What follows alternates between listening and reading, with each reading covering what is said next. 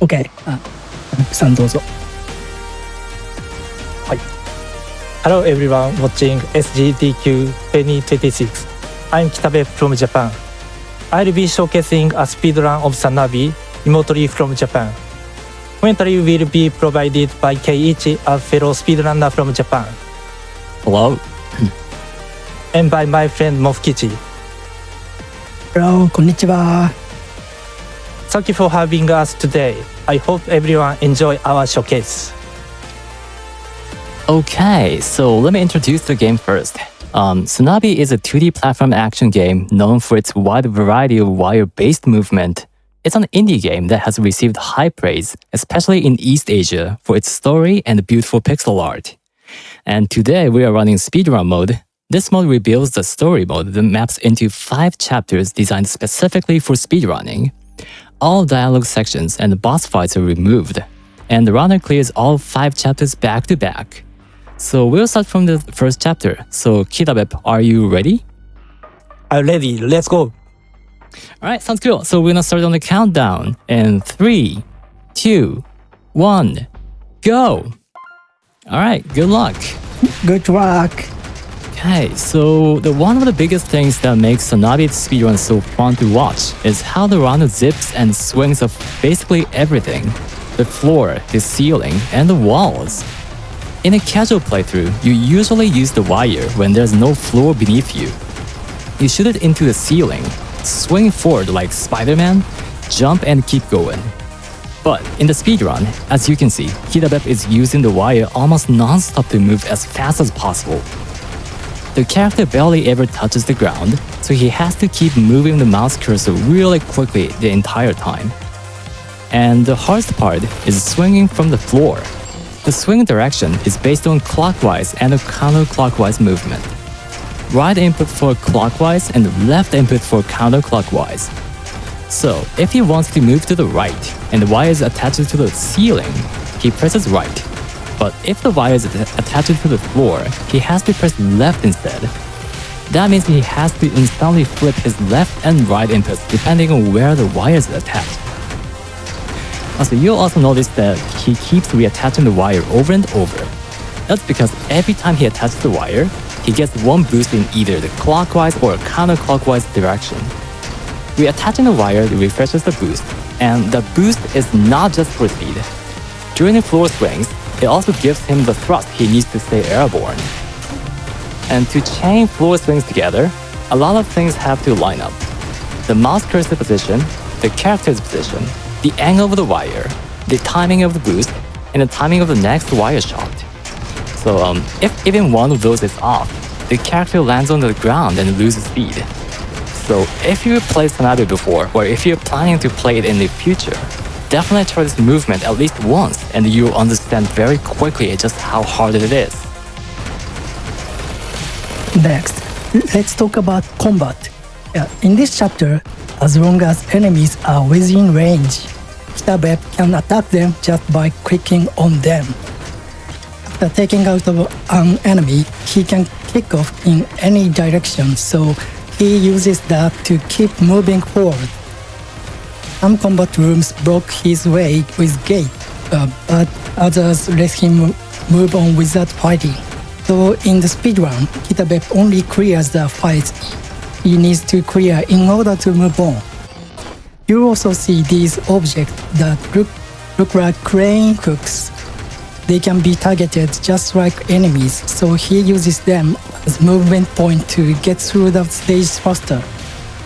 Yeah, so Kitabepp is right in one of the rooms that locks him in right now, so he needs to attack and take all the enemies out in the room to unlock the gate to progress this chapter. So after this room is over, this area, we're gonna see a major sequence break. Normally this part sends you through a big S-shaped route, climbing up from the bottom by taking a long detour around the sides. The middle of the area is a large open shaft, and if you fall into it, you get sent back. But with precise wire movement, speedrunners can climb straight up through the shaft from below, just barely making it work. So let's see if he's gonna get that. So the parties are coming up there. He's jumping up there not just once, but doing another wire to get up there. Oh, that's so close. We Oh. got this. お、ちょっと待ってください Let's ね。 try this again. Dang. And shot yeah, body. pretty close. Yep. That's pretty like tough trick there. Okay. Okay, he just got it. Amazing. はは That's really good movement right there. And one important thing about the wire is that not every surface can be hooked onto. Flat gray surfaces are usable, but rough walls or area with red electricity are not. That applies to walls, floors, and ceilings. So route planning is really important here. Kitabepp has to know exactly which surfaces he can use and which line gets him through the stage the fastest. And as you saw earlier, there are also combat rooms with a lot of enemies. In those sections, Kitabepp is not just taking them out as quickly as possible. He is also thinking about the order. He wants to clear the room near the exit so he can leave. So he can leave right away. So he has to judge the enemy order, the distance between them, and where he wants to go after each attack. And that's another reason this game is so demanding to speedrun. For SANABI speedruns, most runners use mouse and keyboard because you need very precise wire aim and a lot of small left-right inputs. Kitabepp actually started on controller too, but later he switched to mouse and keyboard. For casual play though, either control style is totally fine. There's also optional aim assist, so just choose the settings that feel best for you. And if action games are usually hard for you, don't worry, SANABI is still easy to get into. Yeah, right. And speaking of the settings, the aim assist that moffkichi just mentioned can be changed from 5 options, as well as screen shake settings if it could possibly affect your eyes or such. Also, screen brightness can be changed too, so you could have a pretty bright screen or completely invisible screen if you want to try a blindfolded run for fun, which I've never seen before though. And alright, so by the way, he's at the final combat room of this chapter, so he's getting pretty close to being in the first chapter. Alright, and that's chapter 1 cleared. Nice. And this girl here is Mari. She gives us a thumbs up and shows us the time. So yeah, everyone in the venue and everyone watching online, please feel free to join in with a thumbs up from the next chapter clear onward. Alright, so this is chapter 2, and from here, we get a new action and new stage gimmick. The new action is wire retraction. Instead of swinging around the wire, Kitabepp can use it to pull the character toward a wall or ceiling. In a casual playthrough, this lets you cling to a surface and move along it without using the wire again. But in the speedrun, this is used for faster movement technique. He shoots the wire diagonally, starts retracting, and then detaches the wire partway through. And if that works, the character gets launched forward at high speed. So he switches between this technique and swing boosting depending on the stage, letting him move even faster through the maps. You will also If you don't notice mind. an input. Oh, I'm sorry about that. No, I wanted to let you all know really quick. Donations have been coming in during your run really fast, and we did indeed meet the undeteriorating skill incentive. Ooh. So, Oh, thank later you very on, much. Yes, Kitabepp is going to be showing off the undeteriorating skill achievement, which is it's going to be something to see. Okay, thank you so much for the update, Cardi. So yeah, we'll be showing one more SANABI showcase after this run, so thank you so much to everyone who donated and made this happen. We're looking forward to another showcase, so please stay tuned. And let me tell Kitabepp this information. Kitabepp さん、インセンティブ達成しました。お、達成しました？ありがとうございます。So he just said a thank you in Japanese. Thank you so much, that's amazing. Thank you very much. So yeah, go ahead, moffkichi. You also noticed an input overlay in the bottom right corner on the screen. This isn't part of the game, but by the way, it's an unofficial overlay. But it's really well made and helps show what Kitabepp is doing. The overlay was made for Kitabepp by Seika Reset, a Japanese speedrunner who was one of the forerunners in the neon white race at SGDQ 2025. You might remember him as a Jumbo Time runner from the venue. Alright, and the stage gimmick here is the red security area. At first glance, it looks like you can't pass through it, but what it actually does is call in enemy fire from off-screen. The character has up to 4 health points shown next to him, so as long as Kitabepp has enough health left, he can just force his way through these security areas. And after taking damage from the red area, he gets a one-time damage boost, just like after defeating an enemy. So by intentionally taking damage, he can launch himself further forward and use the red areas as part of the speedrun route. Also, if the health hits 0, the character gets sent back to the checkpoint, and depending on where that happens, that can be a pretty big time loss. So damage management is really important here. Health recovers automatically after a little while without taking damage. Or you can also recover it by passing these vending machine-like objects or checkpoints. And you also see a lot of moving containers in the stage. Normally, you're supposed to ride them to move forward, but in a speedrun, Kitabepp skips them whenever he can for the speed. Here's something interesting about the timer. In SANABI's speedrun mode, when the character takes damage, then everything goes into slowdown. The timer slows down too. And when he attacks an enemy and chooses which direction to kick them, the timer pauses for a moment. So it almost feels like the timer is running from SANABI's own point of view. That in-game timer is what you see on the chapter select screen, and it's also what individual chapter runs use on speedrun.com. But this run is different. For speedrun mode marathon, where Kitabepp clears all 5 chapters in one run, the rules were changed fairly recently, and the category now uses real time instead. Yes, this SDGQ showcase could absolutely be submitted as a valid run for the category. Yeah, and this section takes a little bit, so now will be a great time for some donations, Cardi. Absolutely. We've got quite a few coming in. We have a $25 donation from Ivy Fox, who says, I love SANABI. The ending makes me cry every time. So excited to see an underrated gym at SGDQ, and I want to see as much of it as possible. Well, thank you, Ivy, for your donation. And because of those donations, we are going to see a little bit more SANABI right after the end of the run. We also have $100 from Venerable Monk. Venerable Monk sends $100 to MSF saying, I'm so hyped that GDQ is back. I love watching the runs with my kids and supporting such a great cause and Doctors Without Borders. Thank you so much for your donation. You can donate as well at gamesdonequick.com/donate. We've got lots more incentives open as well, including our Minus World showcase for Versus Super Mario Brothers in just a few games. Cosmic is running that. If you want to see what the Minus World looks like in the FDS version, go ahead and get those donations in. We are over 10% of the way there. All right. And in the meantime, he actually just made a combat skip.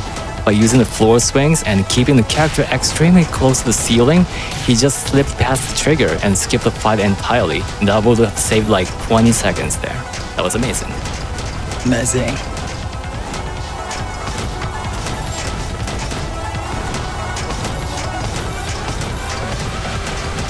I think his you have time for more donations? Yeah, go ahead. Sure.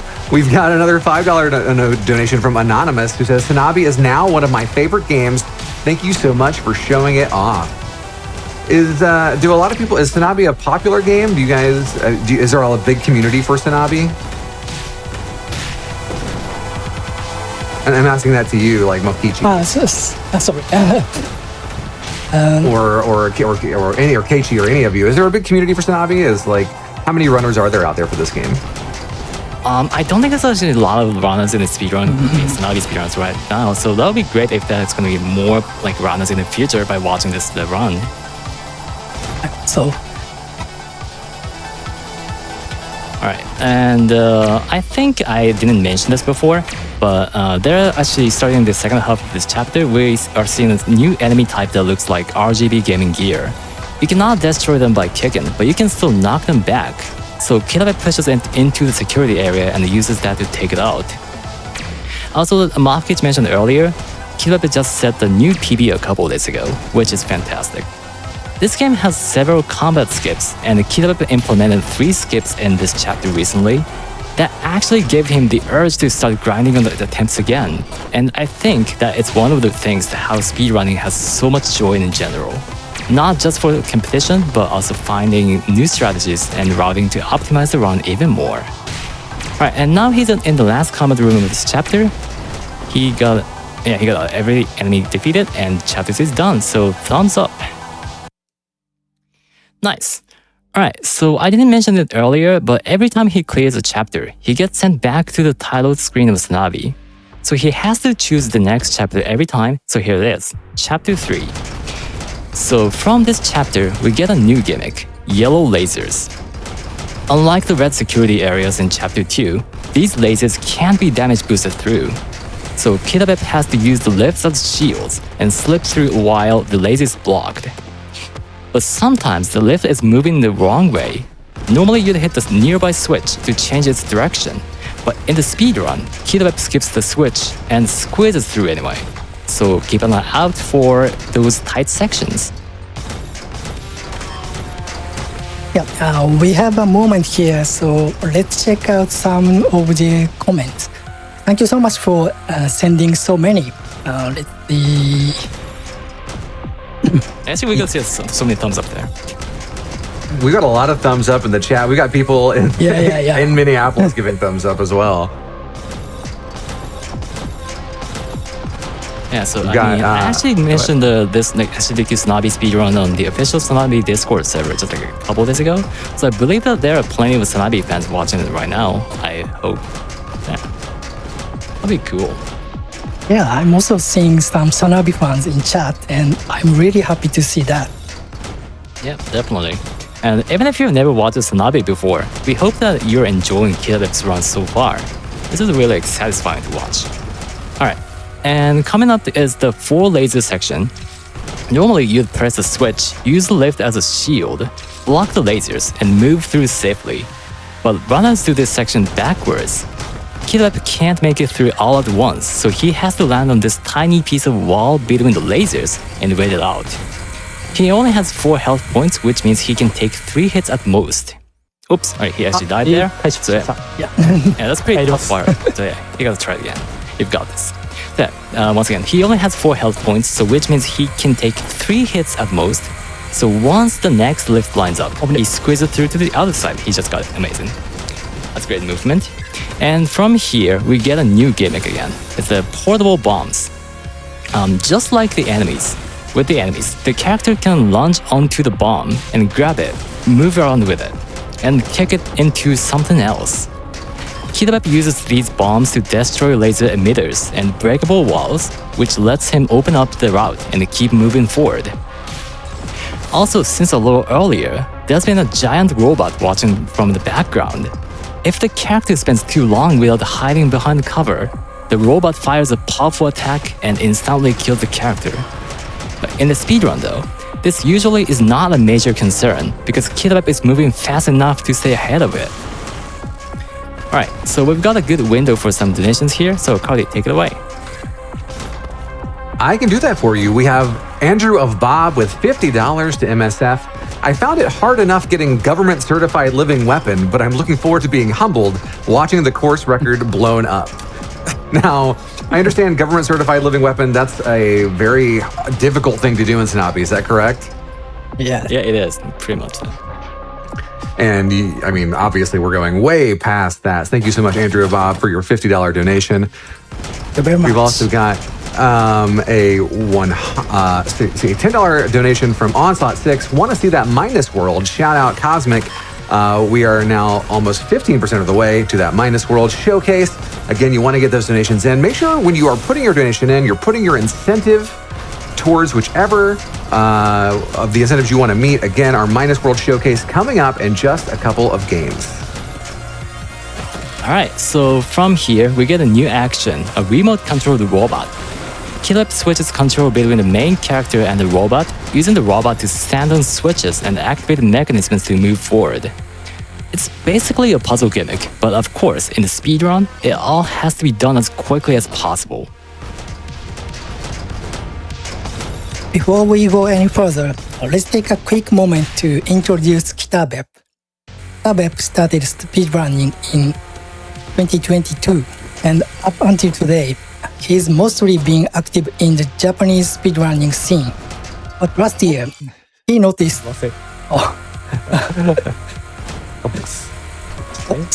But last year, he noticed something interesting.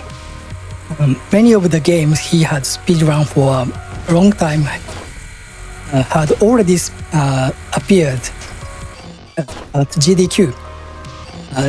Games like Sword of the Sea, Square with a Gun, Bombrush Cyberpunk, Neon White, and Mirror's Edge Catalyst. And he also got into speedrunning Cyberpunk after watching it at GDQ. That made him think, if GDQ audiences enjoy the kind of games he loves to run, then maybe other games he's passionate about, games that haven't appeared at GDQ yet, could be fun for everyone too.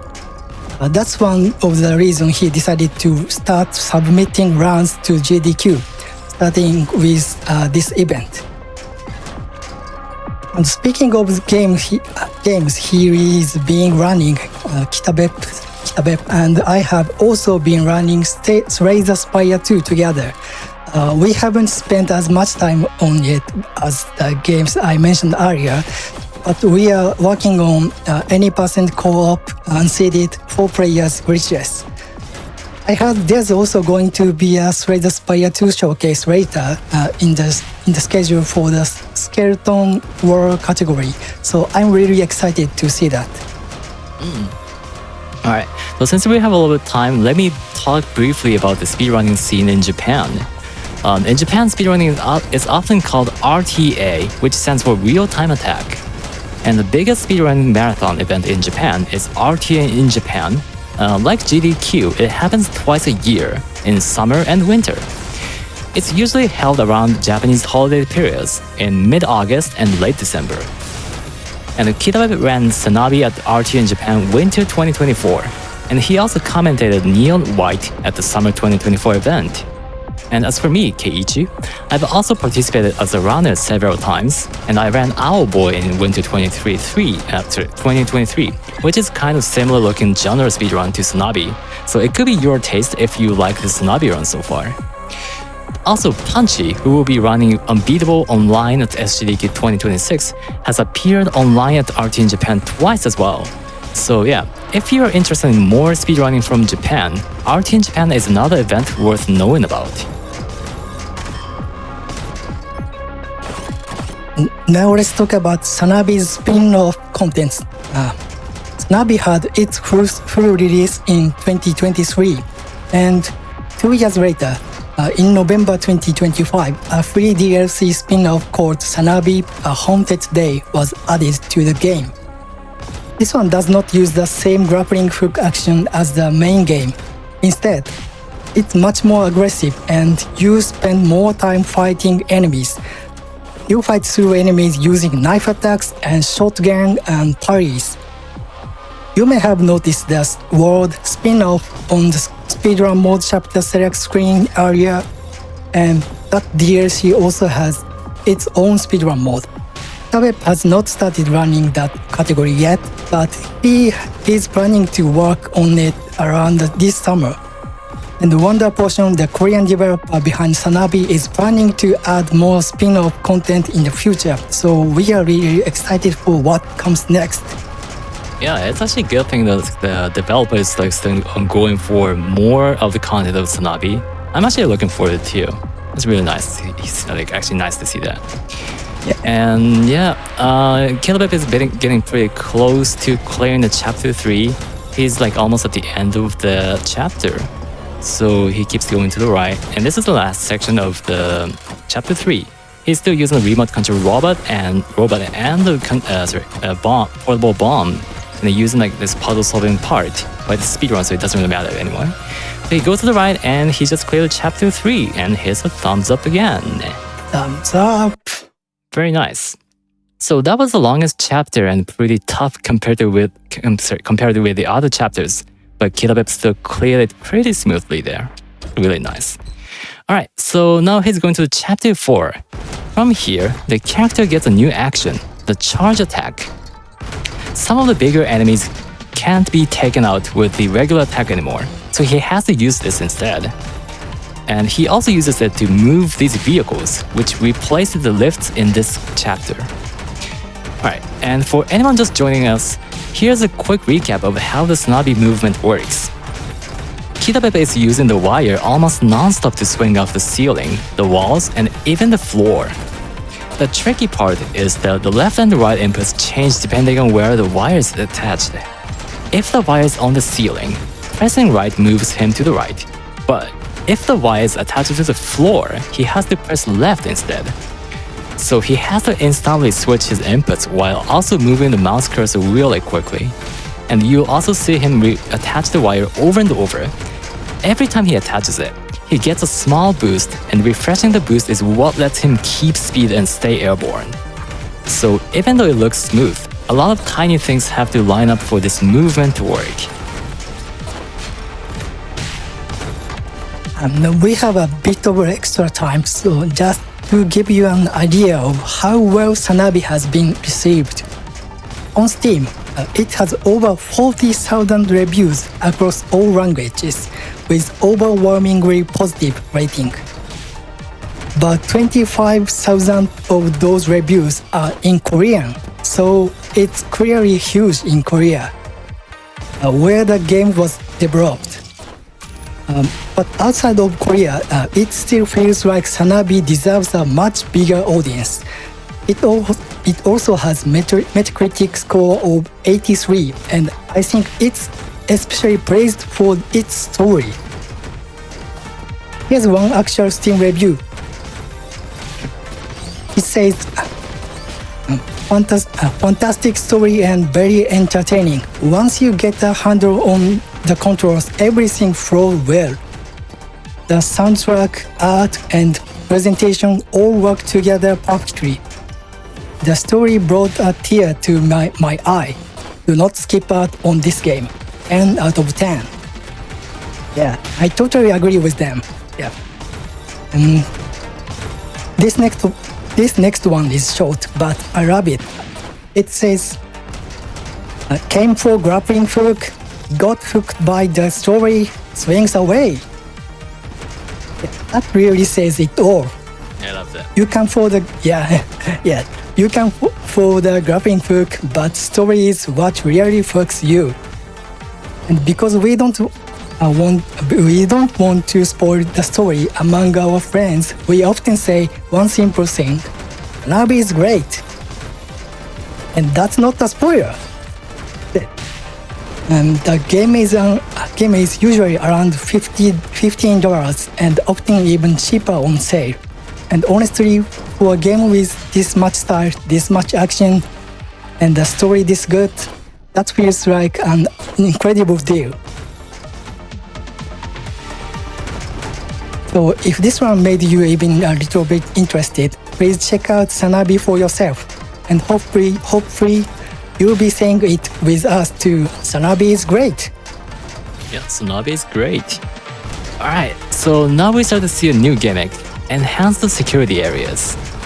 Any area with this wide radio effect cannot be passed through unless you destroy the generator.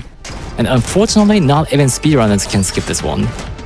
So there's another type of security area here that does not have a generator. Compared to the security areas in Chapter 2, these are slightly stronger and look a little different. And the big difference is that, unlike in Chapter 2, the wire cannot pass through them. That makes it much harder to force your way through these areas.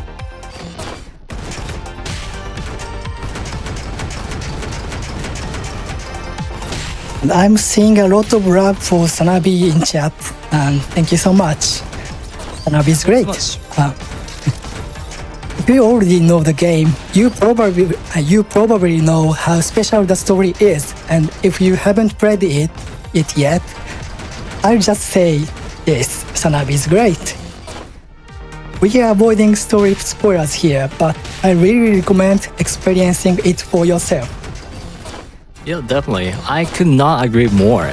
SANABI is great, and that's all I can say, since we definitely don't want to tell any of the story spoilers there. Alright, so he's getting pretty close to clearing chapter 4. It's right here. He just got the chapter 4 cleared, and thumbs up. What's up?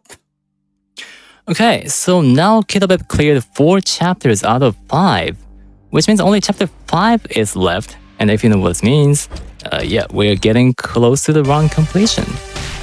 Okay, so this is the final chapter. It has 4 areas, each based on the gimmicks from chapters 1 through 4. But now, all of those gimmicks are powered up. And this first area, giant crushers are constantly attacking. It doesn't instantly kill the character, but the crusher itself can block the wire. And after a crusher comes out, the wall it came from can no longer be hooked onto. So Kitabepp has to keep moving carefully. Also, the charge attack introduced in chapter 4 cannot be used instantly without charging.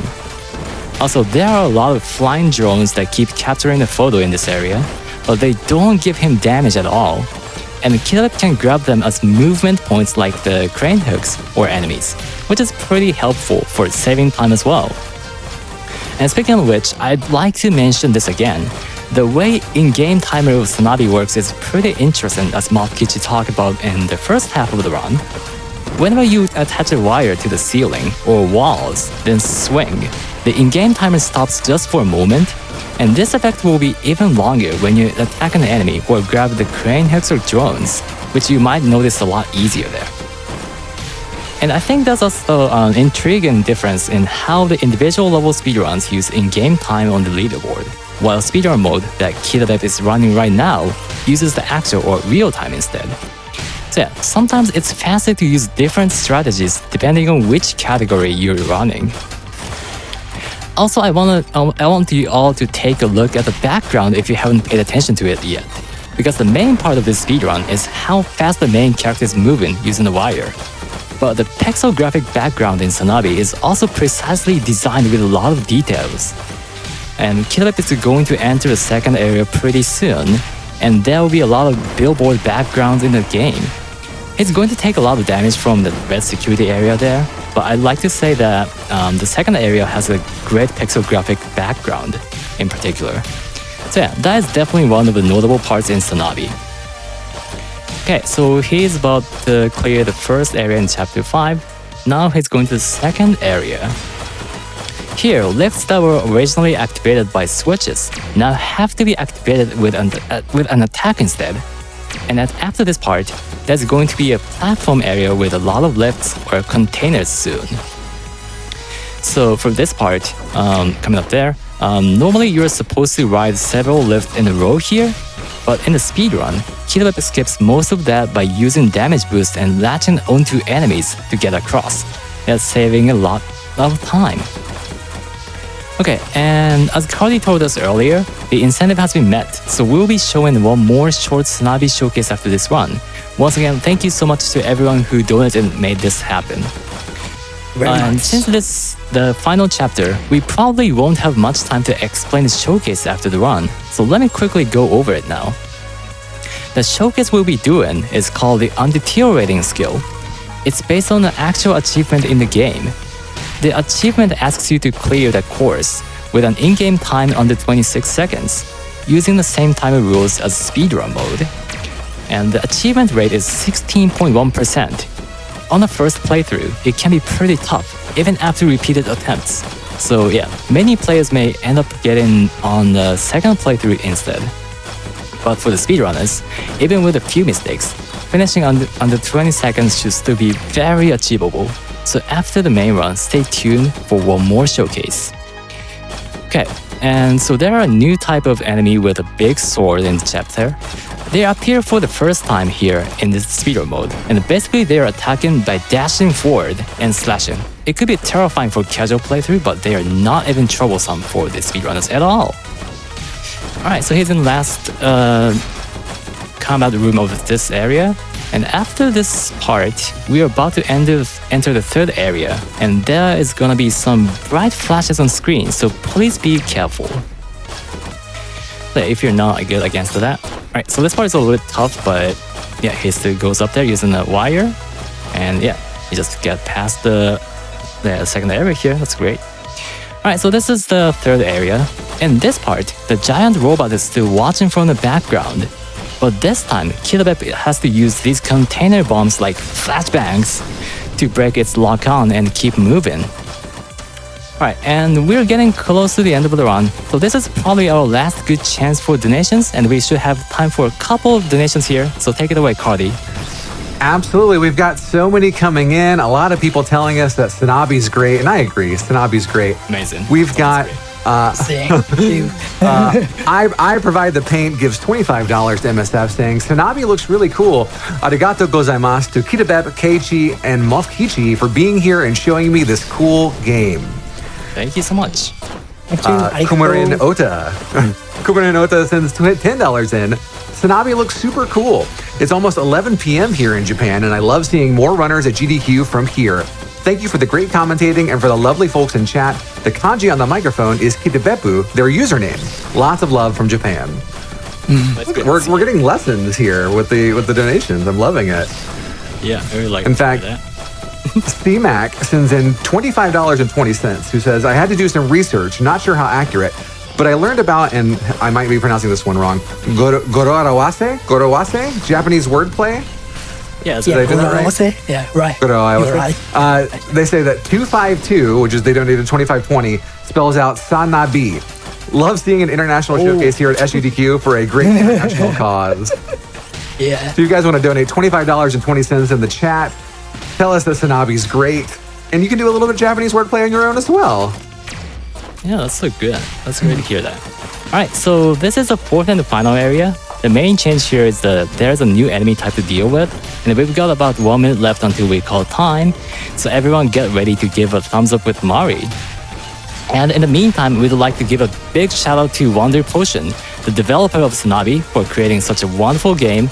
I truly love how they combine the both difficult but fun action, and an impressive story that we mentioned several times. And personally, I want to say thank you to the other commentator, moffkichi, for working so hard to write a commentary script, even when he was not feeling well. I surely admire his dedication, Thank you so much to you. Thank you so and much. he deserves credit. He definitely deserves credit for the unsung hero of this showcase. And this part is not in the script, by the way. I'm just speaking on my own. And shout out to the runner Kitabepp for having us as the commentators here. It was not until recently that I started playing the game, and it was a great experience for me to finish the whole game. So yeah, thanks to Kitabepp too. Alright, so he's in the last combat room here. He's about to finish the run. So get ready for the thumbs up there, everyone. He goes to the right, taking damage boost. And time is coming up. He's about to clear chapter 5, and here comes the thumbs up and time. Thank you. Thumbs Alright, up. GG. That was an GG. incredible run. Alright, so Cardi, could you let us know the final time? Okay, we are still getting a little bit of updates here on the final time. Okay. It looks like our final time is 37:07. 37, that's pretty good one. It's really fast. Pretty fast. Yeah, that's terrific one. What is your Nice. best time? I think he has like 36, 16 or something. 16, yes. Oh wow. Okay, amazing. Yeah. Alright, so I think it's the time for incentive or moffkichi. Right, since the incentive has been met, we'll be able to show one more short Sanabi showcase. Again, thank you very much for your donation. And this is the undeteriorating skill. It's complicated showcase, but based on the actual achievement in the game, we just need a little setup time first, because Kitabepp has to reach the training course at the end of the tutorial area in story mode. The goal is to clear that. The goal is clear that course under 26 seconds. But for a speedrunner, as Keiichi said, he should be able to go quite a bit faster than that. So while we get that ready, please allow us to share a message from Kitabepp. Okay, so I'm gonna read on behalf of kitabepp. Thank you to everyone at SGDQ and to everyone who cheered us on. I'm really happy that I could share the SANABI speedrun on such a big stage. I couldn't be there in person, so I'm especially grateful for the chance to showcase this run online. I speedrun from Japan, and for many of the games I love, the main speedrunning community has been overseas. Sometimes I was the only Japanese speedrunner. Even so, I've been able to keep enjoying speedrunning thanks to the amazing records, guides, and support from people around the world. And when I asked questions in English on Discord, even if my messages were not always easy to understand, people still answered kindly, so thank you so much. And after this, there will be 2 more online runs, just like mine, so please continue to enjoy SGDQ 2026, that's all. Alright, so that was a message from kitabepp. And I think we're about to start the incentive run, so kitabepp, are you ready? Ready. Okay, sounds good. So we're gonna start on the countdown. So let's start. 3, 2, 1, go. All right. So this one's really short, so don't blink on it. It's a training course just we mentioned earlier, and he's using every single speedrun technique to go through that really fast. And time is already coming up pretty soon. He's jumping up there and goes to upper right. And it's gonna be time. Alright, so the time of 17.37 seconds in game time, that was phenomenal. Alright, so yeah, the achievement asks you to beat this in under 26 seconds. And as you can see, speedrunners can clear that pretty comfortably. Alright, and kitabepp, do you have any final words? Thank you very much for today. If you ever see on the leaderboard for another game, please say hi. That's all. I'm Kitabepp. See you again sometime.